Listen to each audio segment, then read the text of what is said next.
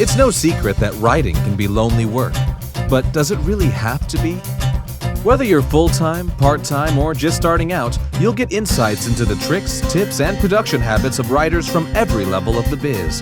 From best-selling authors to those launching their first novels, you're sure to be in the company of friends as we encourage great writers to divulge and share their secrets. This is the Great Writer Share podcast with your host, first-time dark fantasy author, Faye Trask. Hello, and welcome to episode number 72 of the Great Writer Share podcast, a podcast where every week we hijack an hour or so time from some of the kindest and hardest working writers around today to join us on the show and discuss everything that makes them tick, roar, and bounce. My name is Faye Trask, and it is the 25th of January as of recording. If you are a new listener, welcome. If you're a regular listener, welcome back. So let's dive right into my personal update. I have been working very hard behind the scenes, editing, getting a reader magnet ready for you lovely, lovely people, and my website. I am so excited because my website is almost ready to publish. I'm just about to send it out there, just tweaking a few things in the background before that is finally released. But I think within the next week or two, that should be out. Keep an eye on my Instagram for when that finally goes live. I'm so excited. And on it will be my reader magnet, introducing anyone that's interested into the wonderful world of my book, which now has a name, Blood Legacy. I'm so excited. I said it. It's out there. Pumped. I'm loving it. I've been editing like crazy. I have a renewed passion and fire to just do the best I can do on this book. And I can't wait to hear feedback and whatnot. So stay tuned. I'm so excited to get this out to the world. Yeah. A big thank you to everyone who answered the question of the week as posted on Patreon and Facebook. The question we asked this week was, what tips or tricks would you like to tell your pre-writing self? Jen Mitchell said, you can't sell a book unless you actually sit down and write it. I need to tell my current writing self that still. I agree. I love the thought of calling myself an author, but frankly, until that book is published and out in the wild, I will still just be a writer and not an author. So I'm with you on that. Victoria L.K. Williams said, have patience and stop comparing. I am so bad at this. I agree, you have to have so much patience. That's why I know my editing process is going to be ridiculous because I rushed through it and now I'm like, ooh, let's fix this and this and this. But that's the point of editing, right? And never compare yourself because your rough draft is not their final draft. Always remember that, always. Holly Lyons said, don't split a big book in two and leave the first on a cliffhanger, and hire an editor before publishing anything. Yes. I was tempted to try to write this book as big as possible, and then thoughts of a sequel and a series and all that started playing in my head, and I'm like, well, I could just tear this in half, and I'm so glad I didn't, because that seems like it would be a nightmare the more I learn. Brett Jackson said, outline fully before you write the book, not halfway through. I agree. I actually just wrote random scenes when I started this book, and I didn't even think, okay, let's make it into a book until I started threading those scenes together. I'm like, well, maybe I could do this. You know what? Let's try to do it. And I had zero outline, zero anything. And then I started to save the cat outline, and it's been a whole mess.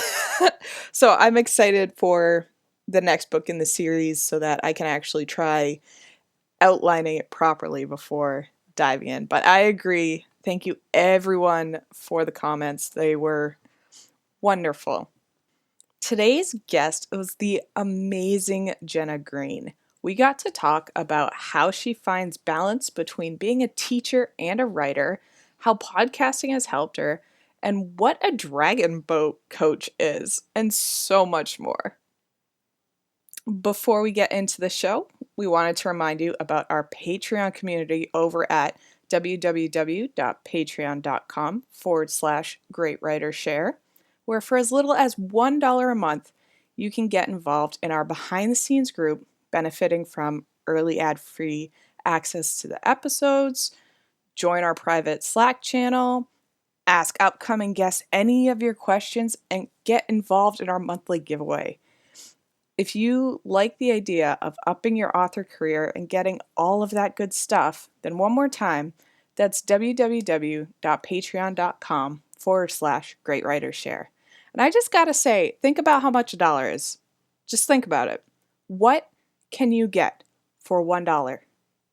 Almost nothing, unless it's like gas station coffee, which is 78 cents, but even then, plus tax, So take that $1, come check out our Patreon. We got loads of resources. You can tap anybody's brains. We're here to help. And now, without any further ado, let's dive into the interview with the one and only Jenna Greene.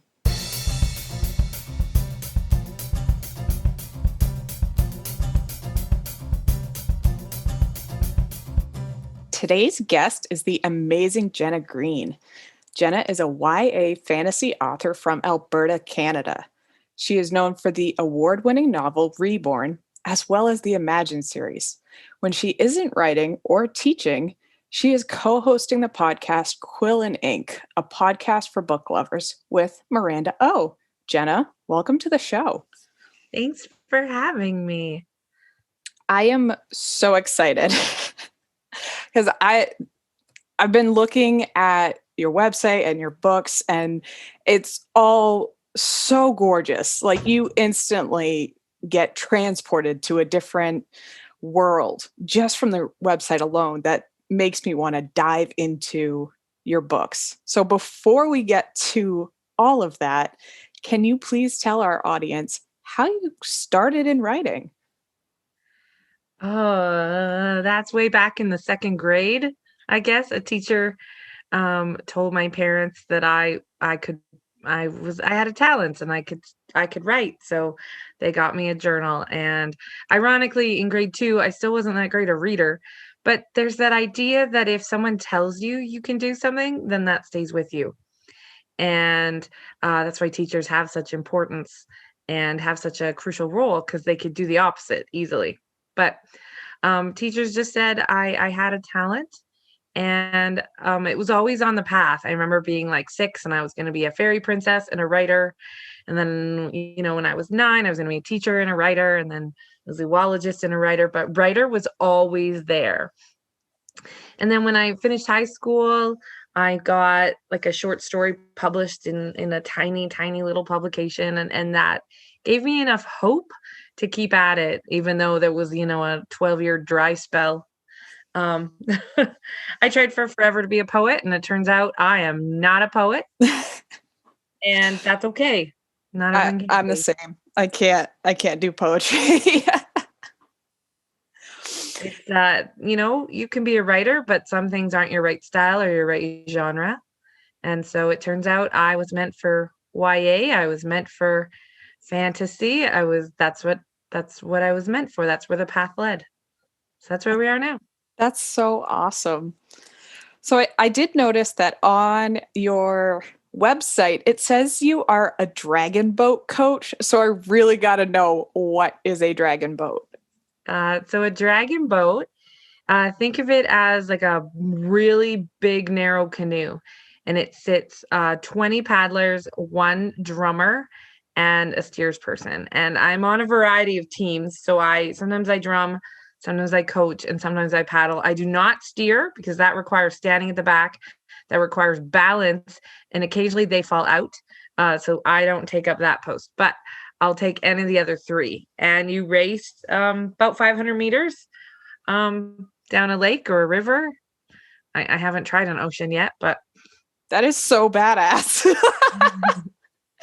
Oh my gosh, that I just instantly picture the Vikings and their big drums, and that's awesome. yeah, my teams tend to win the Miss Congeniality Award for team spirit, probably because we're drunk, but yeah, we'll take it. That's awesome. So, as a teacher and a writer, how do you find balance, especially in the unfortunate situation we are currently in? Oy vey. Well, the joy about teaching is that there's ups and downs and there's highs and lows in terms of when you're busy and when you're not. I never write much during report card season. Okay. Um, but the summer is a great time to write. Um, I have the luxury of working at a school that has a 4-day school week. So I get kind of caught up on a lot of stuff on the Fridays, and then I have time. I write in really short spurts. I know a lot of writers can sit down and write for 4 hours. I'm not like that. I can write for an hour here and an hour there. So that kind of fits in with the schedule, and I can it's easier to find an hour than it is to find 4. So Absolutely. yeah. I, But there's I'm the definitely same. times when there's lots of time for writing, and there's times when there's no time for writing. And that's just how it is. And that's fine. Yeah, I agree. I struggle sometimes to find an hour or 2 hours, and I'll even have it pulled up on my phone or something, put in like 2 words, and then go do something. I try to get my story out whenever I can. There's I don't know if it's a group or a movement, but 10-minute novelists, I think is a mom or someone that started that you could write a novel in 10 minutes a day. And just the idea that you don't need that giant chunk of time. You can write whenever you want or whenever you can find the time, and it doesn't matter how much or how little. My goal is to open my laptop a couple times of the week. And sometimes I write a paragraph, sometimes I write nothing, and sometimes I write a chapter. But I don't set word count goals. I just set the goal of to sit and open the laptop. That's awesome. I love that because sometimes a word count goal can be so overwhelming, especially if you're in the editing process where you can't really track the words because you're only changing one or two and it doesn't count as added words. It's only a changed word. So Well, there's I like that. quality versus quantity too. I Yes. could write 1,000 words that are pure or I could write, 50 that are brilliant. So Yes. I would rather write a few good words than a whole lot that I'm just gonna have to change the next day. That is true. So, as a YA author, do you think the genre of YA has changed over the years, like over the past 2 or 3 decades? When I think back a little bit further, I think back to when I was a kid and I mean the reading options were Sweet Valley High, Babysitter's Club, Yep. Fear Street, Hardy Boys, Nancy Drew, or Hardy Boys and Nancy Drew combined. That was a big one. Yeah, I I really like remember this. that. Also, I like the Babysitter's Super Edition, but there wasn't like, and then you had to jump to adult, and now you have so many options, and they're in all the genres. There's YA that's romance, and there's YA that's fantasy, and there's YA that's contemporary, and it's just exploded in a good way. And now, I mean, I taught middle school for 11 years, and the options that were available for them and making sure boys had their voices heard and girls and oh, it's just beautiful. And I hope it keeps going. Mostly because I write that, so I need it to stay that way. Absolutely. I know just I'm not a YA author. I'm not really a YA reader except for Harry Potter because I mean, come on. Yeah. But I do feel like YA has changed in the aspect of kids today are dealing with a lot more than our parents and so on and so forth back that I think it has grown maybe a little darker and a lot more adult. so to speak. Well, the weird thing about YA is that, it's read by teens, and then the second demographic is women in their 30s is the second highest reader of YA literature. Really? Yeah. Huh. I did not know that. Yeah, it's true. And so, I mean, the characters, and it's still written for the teens, but you can definitely see how older people might still, and I read YA. There's things you can just do in YA that you can't do in maybe adult. If there's magic, you have to explain why. Yeah. In kids, it's just magic. Right. It's done. You can't just throw something in and be like, magic, that's why. You actually have to go, Yeah. well. Yeah, an adult would want to know the metaphysical properties of. Yeah, I'm going through that right now, actually. What do you think makes a good kind of anchor for a YA story? Like, you absolutely have to have that in there. Oh, you got to have the character that someone will root for. They don't have to be perfect. In fact, often they're not, but you want them to be someone that you're rooting for. You want believability within the world. You can have magic and you can have monsters, but there has to be that consistency with the world you set up if you write fantasy or dystopian or anything like that. But the emotions of the characters and what they're going through and their reactions to these extreme situations, that has to be rooted in reality, which is kind of a hard few balls to juggle there. But if you can pull it all off and maybe slide a theme or a message in subtly, then you've got magic. Not just magic in the book, but magic in that story. That is very true. Do you think younger audiences, because a lot of YA books are fantasy and have magic, do you think there's a specific reason that kids are drawn to that, or is it just that youthful imagination? Definitely the youthful imagination. I have a 4-year-old right now, and everything about her is magic and superheroes. And I'd like to ask her why, but she couldn't tell you. She just been, I don't know. But everything has, I don't know, that idea of maybe you're little and you want that strength, or you want that power, or you want something that can come and make you special, although you already are. I think they're just seeking that. That you could have these extraordinary abilities. I don't know. It's a complex question, and I think there's too many answers for it, but it's definitely true. They do love their fantastical elements, no matter what their age. Absolutely. I still do. I never grew up. I'm still a kid. Yeah. I still want to be a fairy princess. Of course. Who doesn't want to fly? I mean, come on. I want a wand. Yes. Oh my gosh. Wands are the best.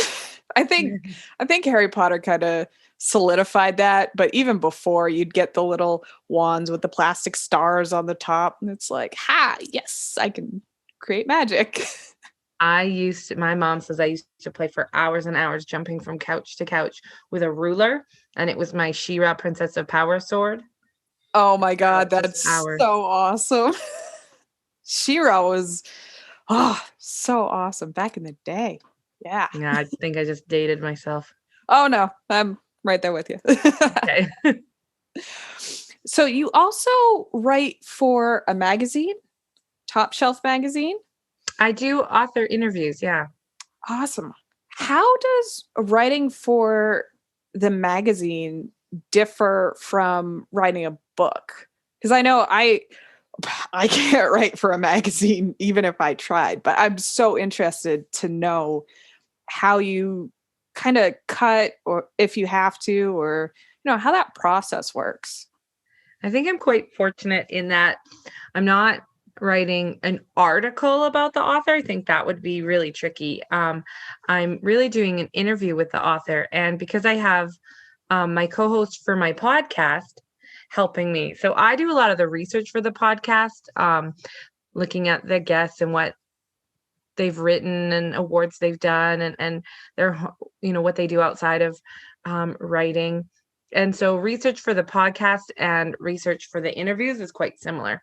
And so then I just plunk out a bunch of questions that I'd want to know. And really, I let my co-host Miranda kind of figure out the order of those and how to make it make sense. But it's really you're just kind of researching and thinking from a reader's point of view. What would you want to know? Like, okay, you made this great book and you made this great world. How did you do it? How are you the same or different than other authors? What part of your real life comes into your writing? There's so many questions and so many different aspects. And because everybody writes in a different genre or a different age group, or everything's so different, that there's just so many questions you can ask them. And it's really, the hard part is just getting it down to 10 questions. Right. Yeah. Some days I struggle creating questions for interviews, and other days they just come like there's no tomorrow. And it's like, Yeah. well, there's a thing called balance somewhere. So about your podcast, Quill and Ink, which I have listened to over the past week, and I love it. It's such a good podcast. And Thank you guys talk about the books, which is so good because there's so many craft podcasts like this one, Great Writer Share. But I think it's also great to have a podcast where you can just straight up talk about the books, because that's why we're here. We're here to write books. We're here to give little insights to our worlds that we've created that may not have translated very well. So I'm really wondering, where in your writing process did you kind of become a podcaster and develop this amazing podcast? So I was we've had the podcast for a year, and I guess it kind of came about a year and a half ago when we started planning it. Now, Miranda and I have never met, and it sounds so weird because we mesh so well on air. But we both live in Canada, but we're 2 provinces apart. I'm in Alberta and she's in Winnipeg, and there's a whole Saskatchewan in the middle. But we have the same publicist, and he said that our personalities would probably mesh, and so he paired us up. And I mean, the first few episodes we were kind of nervous, and we kind of fumbled over each other, and then we kind of got to know each other as the episodes went on. Through some of our conversations, and now it works a little better. Miranda usually starts off the podcast. She loves getting to know people. She wants to know the person behind the author, behind that name on the book. She wants to know your hobbies, and she wants to know your joys and your struggles. I have an English degree. I've taught English, and I know just a little bit more about the craft or some of those technical terms. So I usually take over the second half of the podcast and ask those details, and throw around, talk about plot and character and things like that. But Miranda and I are both a little crazy in our own different ways. And what's great as well is we write totally different. I write for kids. She writes for adults. I write fantasy. She writes reality. She's contemporary chick lit. I'm fantasy. She does hours, hundreds of hours of research and interviews. I get to make everything up as I go along, and then slide a little research in later. So because we have such different styles and philosophies, we can both bring a different perspective and really share that you don't all have to be the same as a writer in order to be successful or to get your message across. So it's a nice dynamic, that we are the same but opposite in many ways. Yeah, I think that really shows in the podcast that you guys just accentuate each other, and it's really good. I recommend everybody go over and listen to it right now. Well, after this episode. Of course. Is there anything that you learned while podcasting that has helped enhance your writing or helped you kind of topple one of those obstacles you may have? I've definitely got more ideas. I've got different perspectives from different authors. A lot of it is confirming stuff that I know but didn't know. Like, I always thought this, and then someone else says it, and you're like, see, I knew that. I mean, writing is a very solitary thing. You have people that help you along the way, but for the most part, it's just you. And so you get lots of doubts. And when someone says something like, it's okay, or everyone goes through this, you're like, yeah. Ugh. So I mostly just motivation, a little bit of realism about writing and editing and marketing. Um, and then just a lot of these writers, they're just so inspiring. They've gone through stuff, or they've been where I've been, or whatever it is. And it's just so nice and helpful to know that you're not alone, to know that everyone has their struggles and that we're all in this together and that there is support out there when you need it. Absolutely. I know that on Great Writer Share, we have a Slack channel for our patrons, and it's exactly what I think every writer needs, is that community to be like, hey, you got this, or you know what, guys, I'm having a bad day, and then they chime in or say, hey, let's run sprints. I think community is the biggest thing that we writers should really try to remember to get into, because if you don't have that community, you are by yourself, and sometimes you just can't talk to anyone else about the struggles that you're going, and if they're not a writer, they won't understand. No, I mean, I was 17 when I really started to try and send out things. This was in the old days. There was no like email querying. There was an envelope with your stuff in it, and then a self-addressed stuff stamped envelope, and then you wait 9 months, and then you get a little type thing that said no. Um, Yep. and now there's forums and there's books and there's podcasts, and it's so much better now. Ugh. Yeah, I agree. I know when I was in high school and I toyed with the thought of being a writer, someone told me, well, when you finish your manuscript, make sure that you mail it to yourself so it's sealed so that Yep. nobody steals your stuff. And I'm like, what? Someone told me to do that too. Yep. And then I just kind of put it on the back burner for like 15 years. Do you have any tips or tricks that you would like to go back and tell pre-podcast, pre-writing Jenna? Uh-huh. Just write. It doesn't all have to be good, and a lot of it will be garbage, but that's okay because that's how you get better. Edit ruthlessly. I used to try and keep everything and hoard it like a little dragon.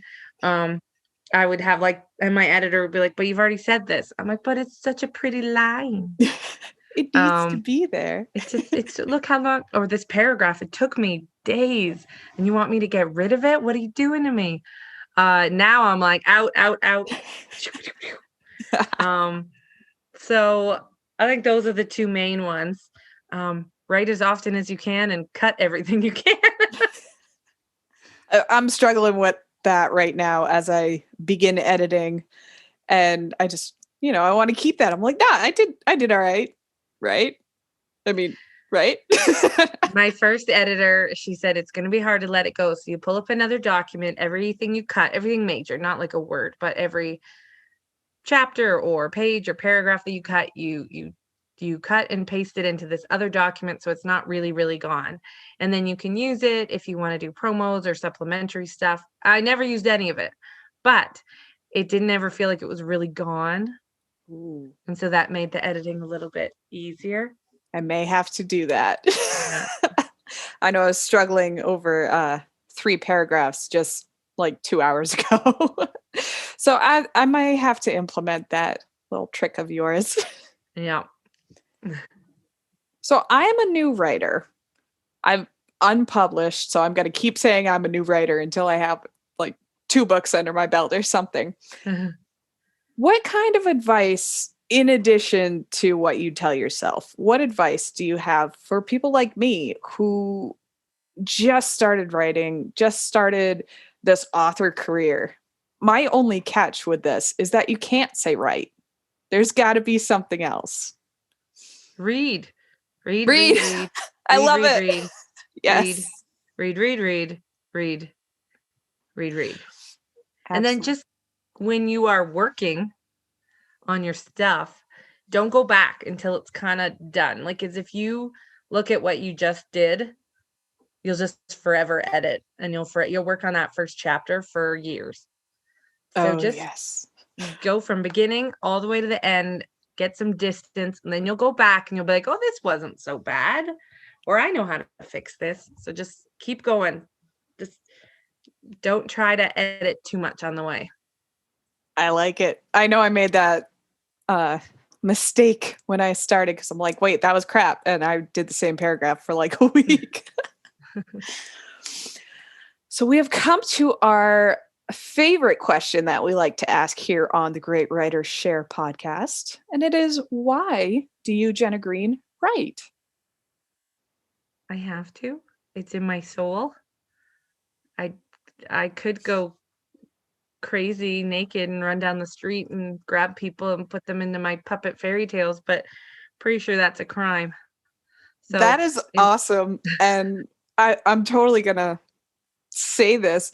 There's actually a local comedian that when the pandemic first started, every day for 100 days, he did a Chrono Watch.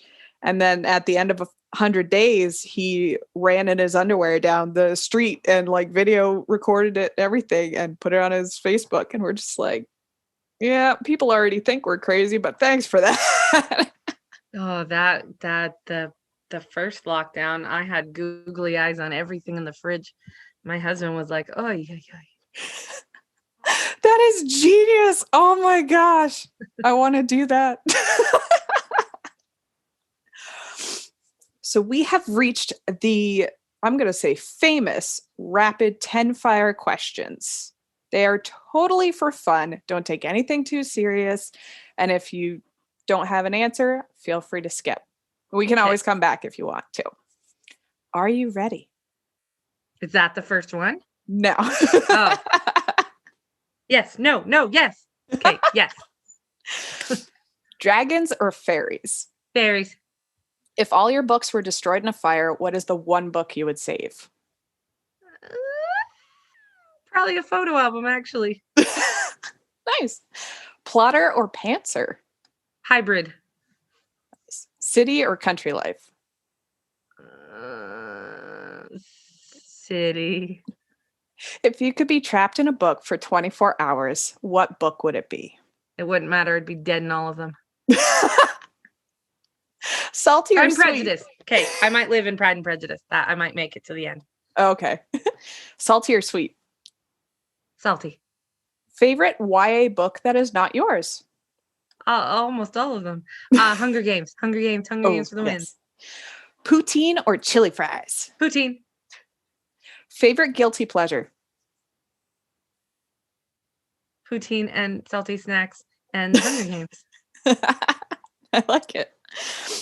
Dream vacation destination? A forest. And that's 10 questions. I'm good at that. See, rapid fire. Boom, boom, boom. And that is all the time we have. Thank you so much, Jenna, for coming on the podcast and sharing your time and knowledge with me and our listeners. Please tell us where our listeners can find out more about you and all that you're working on.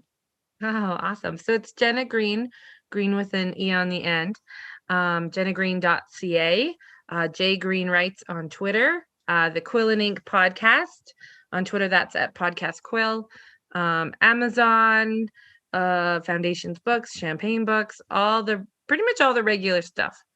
But just remember, it's Green with an E on the end. And I will be putting those links in the show notes. Thanks once again, Jenna, and everyone for listening. We'll see you next week. Thanks for joining us for this week's episode of the Great Writer Share podcast.